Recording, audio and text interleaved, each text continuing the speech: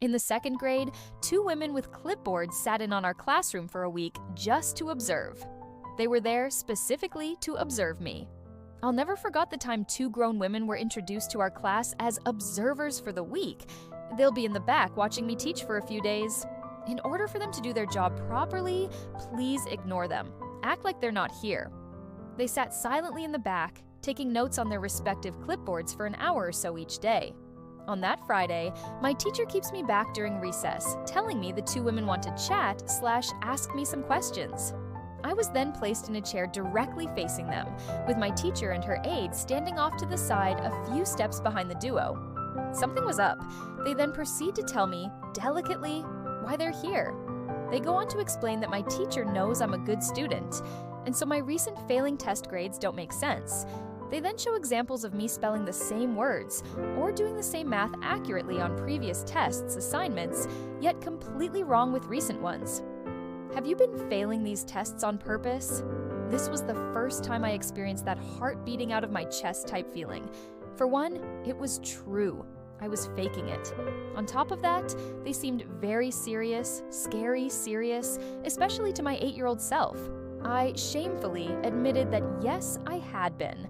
And when they asked why, well, that answer, the truth, led to my first non-parental authoritative scolding on memory. Simply, I did it because I was jealous of the kids who seemingly got to have a second recess.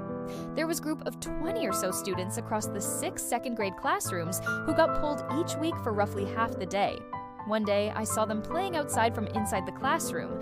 They appeared to be having so much fun, and I wanted in on the fun. So I asked one of them how they got put into that group and was told, because I'm bad at spelling and math. Ugh, my two strongest subjects. What am I ever to do? Dumb myself down, of course. To become one of them, I had to act like them, think like them, test like them. After our little interview sesh, my failed attempt at manipulation, whatever you want to call it, was never discussed of again. My parents never questioned me about it. To this day, I don't know what they know/were told, if anything at all. My peers never knew about it, and I never told a soul. Those women scared the living daylights out of me. This is a textbook example of goal-directed behavior driven by misinterpretation. The child wasn't trying to fail. He was trying to access a reward, fun, freedom, social belonging, based on incomplete information. At that age, kids think in very concrete cause and effect terms. Those kids get to go outside leads to they're bad at school, leads to I should be bad too. It's not manipulation in an adult sense.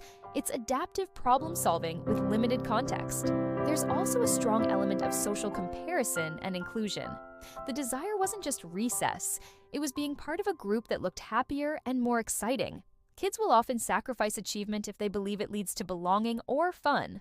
The intense fear during the confrontation comes from authority awareness kicking in, a moment where the child realizes their private strategy has been seen and judged, creating lasting emotional memory.